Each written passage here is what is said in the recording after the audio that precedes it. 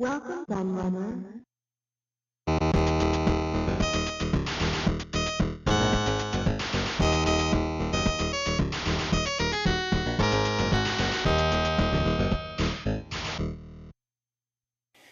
Hello everybody, Retrolayered here. This video that I'm bringing you today is something a little bit different, and I'm just going to start off by telling you how it's come about. And I was going through my stuff and found that I had a load of old Activision catalogues, so I thought it might be quite cool to actually just film these catalogues and just show sort of how different things were back then with the advertising and the use of images and things like that, to try and get people excited about games before we had the internet. And before we had Twitter and Facebook and things like that. So the first one I've got here is it's an international edition, and it's from 1982. Focus, there we go. So this is put out by Activision. It was included in some of their games. It might have been available to pick up in video game stores and stuff. I'm not sure, but we'll just have a little look through it. So the interesting thing about this is, obviously, because it's an international edition, this was obviously created for the European market. So they've got standard English, they've also got French and German and Italian and Spanish as well. So this would have been distributed in all the European countries. It starts off with, obviously, their classic game Pitfall. And the first thing someone might notice is, I'll just zoom in on it a little bit, is that the screenshots in true Activision style, there we go, zoomed in, are not screenshots, they are in fact drawings, representations. Now many of you will remember or have seen that this was common on Activision's games, especially on the back of their boxes. Rather than actually having a sort of photographic screenshot, they would have these drawings that just kind of represented the game.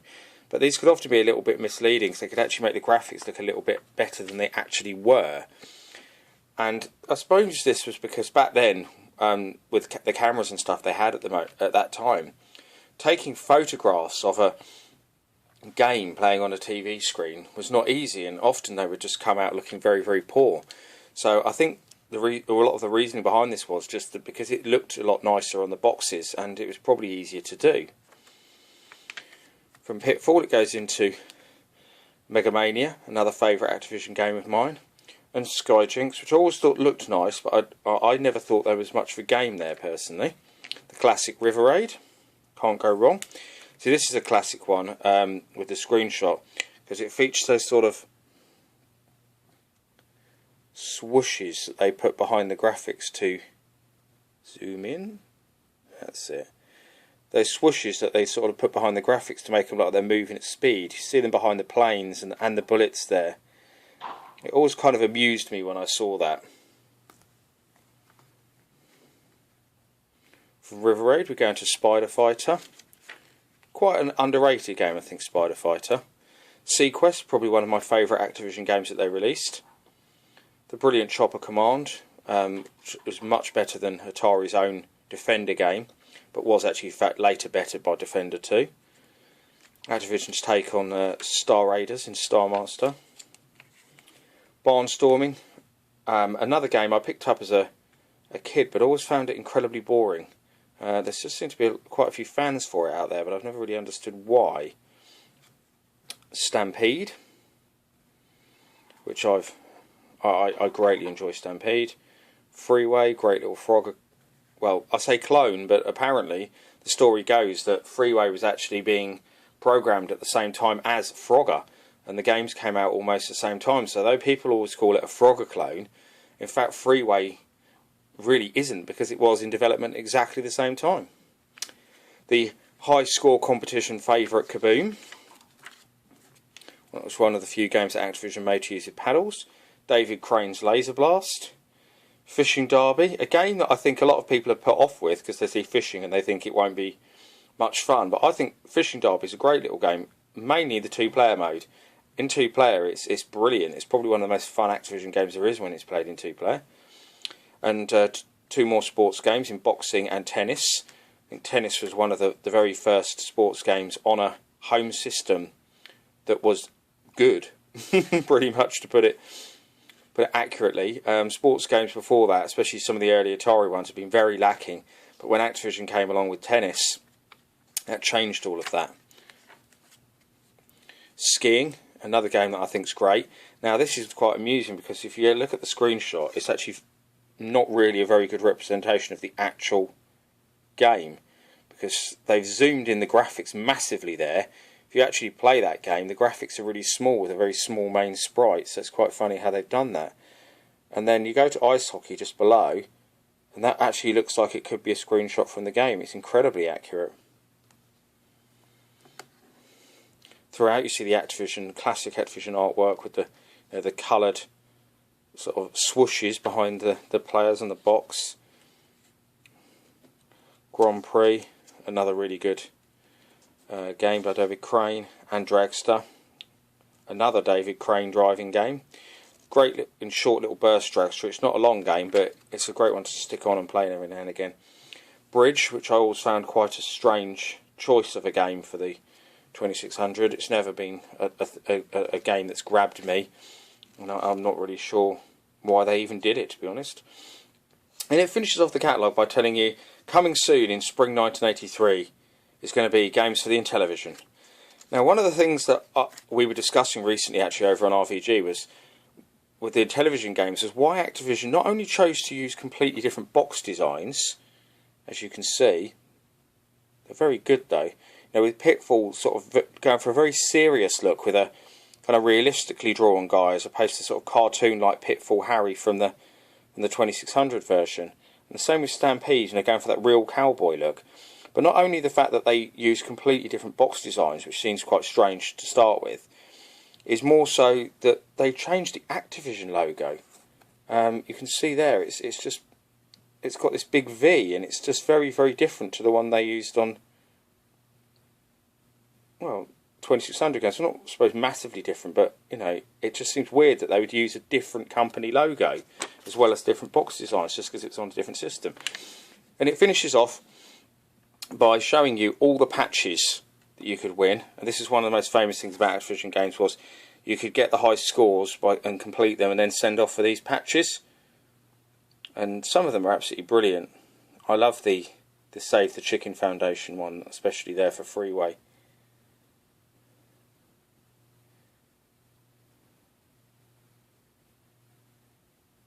That Supreme Star Master one is incredibly cool as well, because it gives you the stripes to put on your shoulder, which is just brilliant. That was just a brilliant idea of Activision. It just showed what they were doing at the time. It was just so revolutionary. I mean, it's sort of one of the first, well, as the first ever third-party console developer, they just did things so differently, and they started to set the standard for things to come, really. So let's go from that one, and we'll look at another one. Now this one, again, is another international catalogue. You'll see the multiple languages once again. And this one is from 1983, I believe. It seems. There we go, 1983. Printed in the USA, though. And this one's pretty much more of the same, but it's got more games in it. You'll see now we've got Black Attack, Keystone Capers, and Oink, which weren't in the last one. Big fan of Keystone Capers in particular out of those. The brilliant Enduro. Activision's take on Battlezone and Robot Tank, and then 3 games from the last one. And something I noticed when I was going through this was, you'll probably notice yourself, is whoever owned this started ticking off the games he'd bought as he went. So he owned Enduro, Robot Tank and Skyjinx, but it's very surprising to see that he never owned Pitfall. You know, which was, obviously we all know, is one of the best selling 2600 games. That's sort of the one game you would expect them to own. He also owned Star Master. And these are more games that were in the previous catalogue. Again, with these kind of same interpretations of screenshots. I'll just skip through the last few pages there, because they're all games that were in the last catalogue. And this again goes into games for Intellivision, but now they've actually got some out. So we've got, one interesting thing here is Happy Trails, which was one of the Intellivision games that didn't come out on the 2600, so it was, you know, an exclusive one to the Intellivision. And that again, the screenshot actually looks like it might be real, which is quite interesting when you compare it to that one, which is quite obviously drawn. And Pitfall and Stampede, there. Stampede looks almost identical to the 2600 version, in fact. And again, they finished it by showing the patches, but some great new ones like Oinkers there with the 3 little pigs on it, and the Bully Club for Keystone Capers.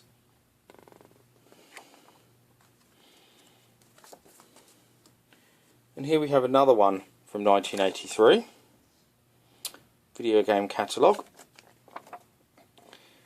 And now we've got, moving into sort of more of some of the most technically advanced 2600 games. So this one actually folds out. So we've got the brilliant Pitfall 2, which of course included a chip in it to improve the sound and make a bigger game.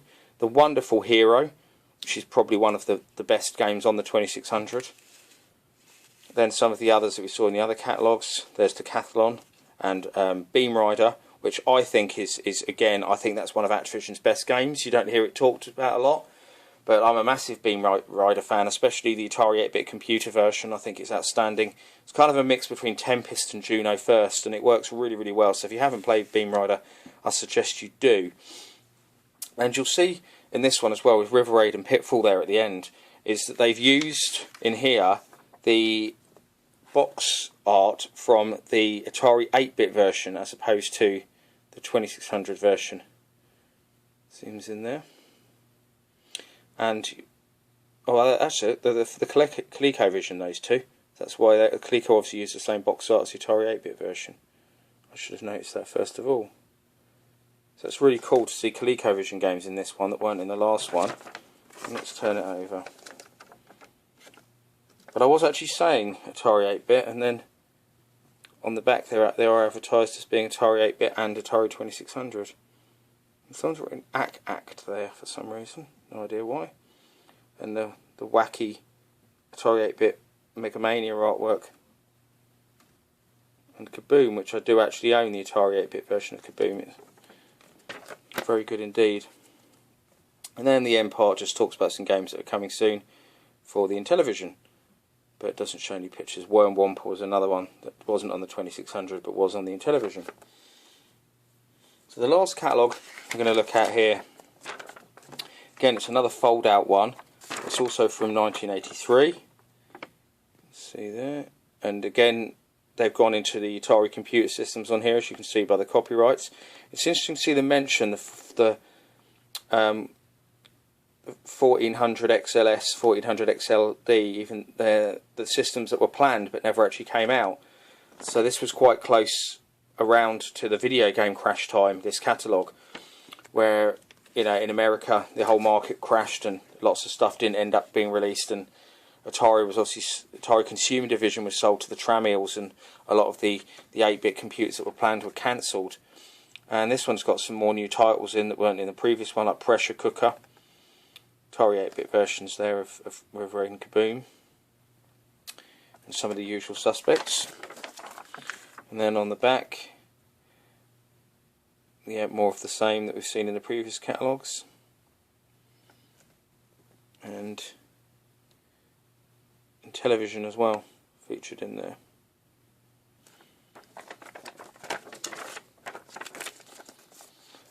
They're the Activision catalogues that I've got, but what I thought I'd do next is just have a look at some of the 8-bit Atari 2600 box art to see how that changed over the periods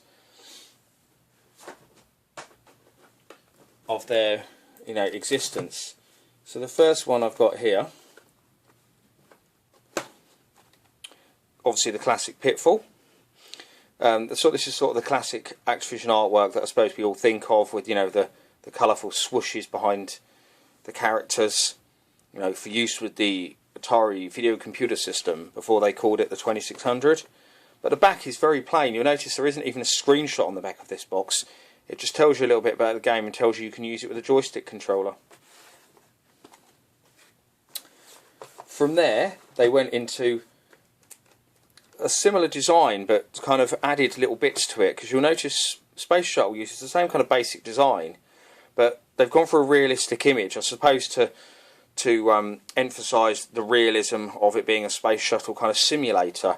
And I also noticed that on this one it does say who made the game, so it's got by Steve Kitchen in the top corner there. And you'll notice now the addition of calling it the 2600, which was a tradition that started when Atari released this kind of first revision of the system, proper revision, which was everyone calls the Vader, which looked the same as the Woody but was all in black, where they started using the 2600 name really for the first time. And on the back you'll see they've gone for more imagery, and they have actually included, I say screenshots, but they're the typical, as we talked about before, kind of artist's interpretation drawings of the game. And again, because this is an international edition, you'll see every language on there from the main European countries. And from there into their sort of next design, shown here by my slightly battered private eye, by Bob Whitehead, one of the founders. And they've gone for a nice cartoony look at the box, but a completely different design now. They've lost the classic sort of border that they had with the Activision logo at the top. Now it's just gone onto a stripe at the bottom, and they're now just saying 2600. They've dropped saying VCS, and on the back it's got a kind of introduction to the characters, which is great. And again, one of the sort of classic drawn swoosh screenshots.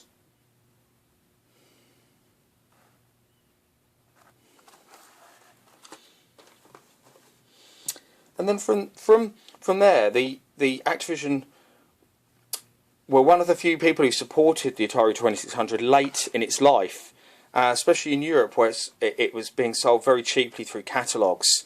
And you know, the Atari 2600 Junior had arrived, and you could go out and buy one for about £40 to £50 in the UK with games and joystick and everything.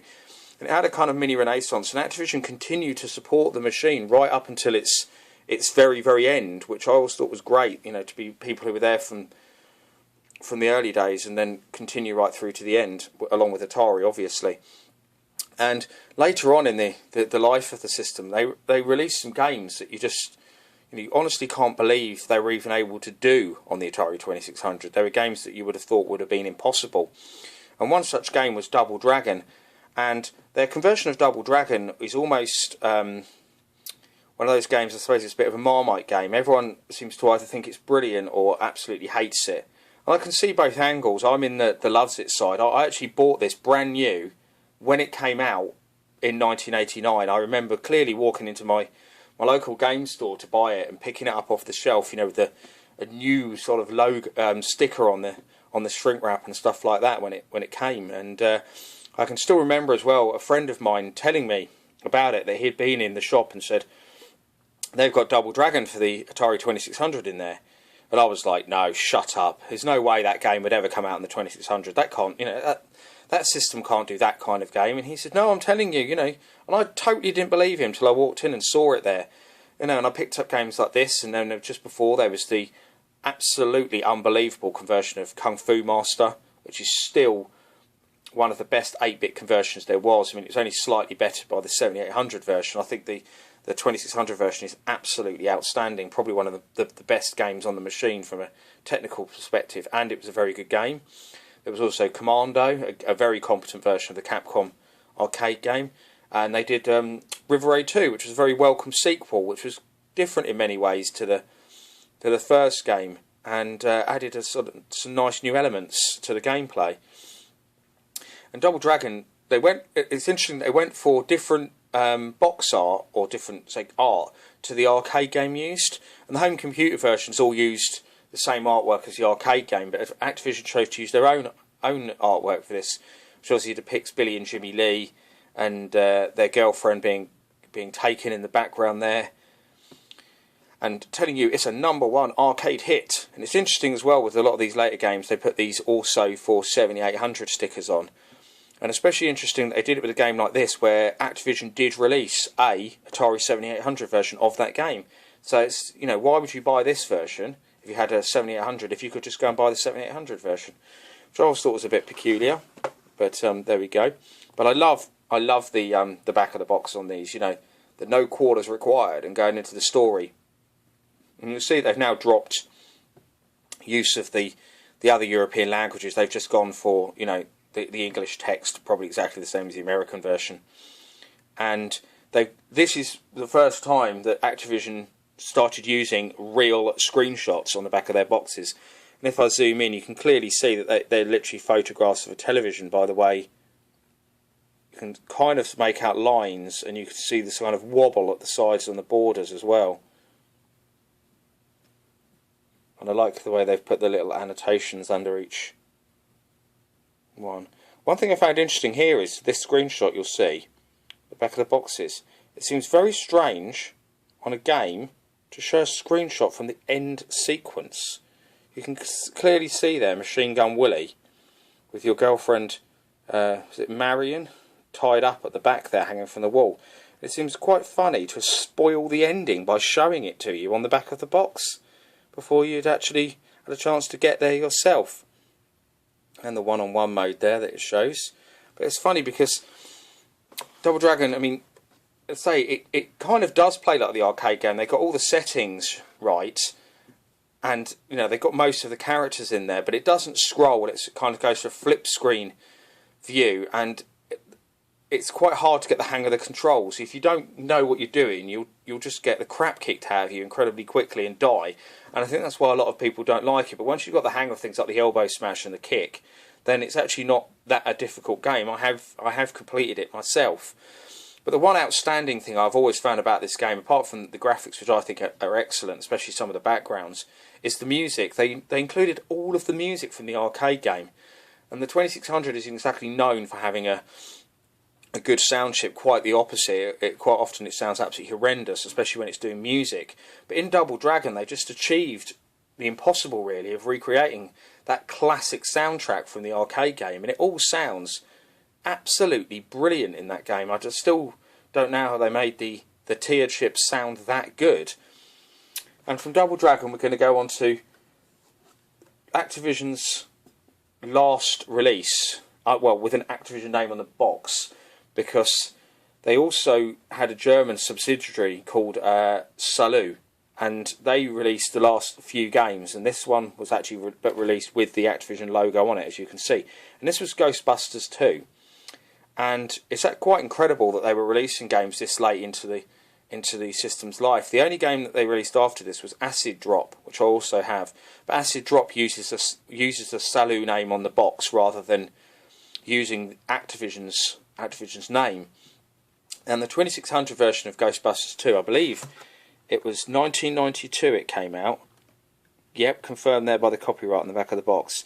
So it's incredible that there was an Atari 2600 game coming out in 1992, which is 15 years after the system was first released, which is an incredible lifetime for a system to go that long.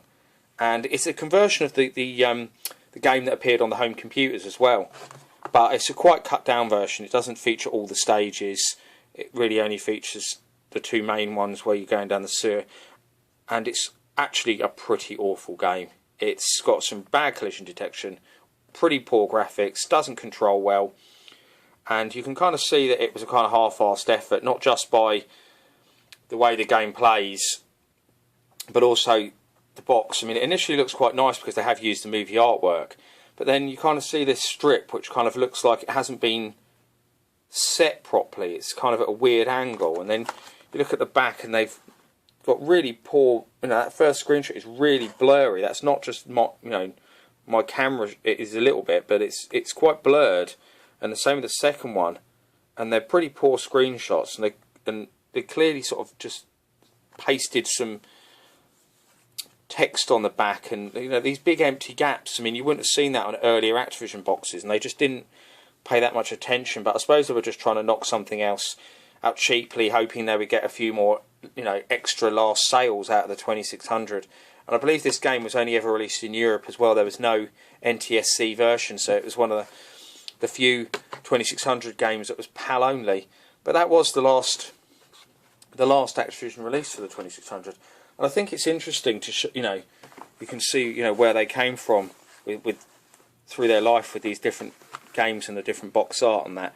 But I think there's no doubt that Activision played a massive part in any 2600 owners' enjoyment of the machine. They released so many classic games over such a long period of time, and although they released sort of games that you know, I don't enjoy nowadays, you know, like COD and things like that, the sort of mass market games that are very far away from their sort of interesting innovations of their early years. But it's great to see that Activision are still around. They are still going as a software company, although albeit they've been taken over a couple of times and gone bust once, etc., etc. But the name is still around. It's such a recognisable name in video game history. So that's my little look at Activision. I hope you enjoyed it all. As I always say, if you have any requests for videos, there's anything you'd like to see, please just drop me a line and let me know. You can get me on Twitter at RetroLaird. You can find me on Facebook via the Retro Video Gamer page or Homebrew Heroes page. Please come and comment on Retro Video Gamer on this video and some other stuff that I've posted on there. I've posted a load of additional artwork and posters and stuff like that from Activision games, which is generating a nice lot of discussion. Leave a comment below, of course. Let us know what you think. You know, let me know if there's anything else you want to see, and I'll speak to you all soon. Hope you enjoyed the video. Bye.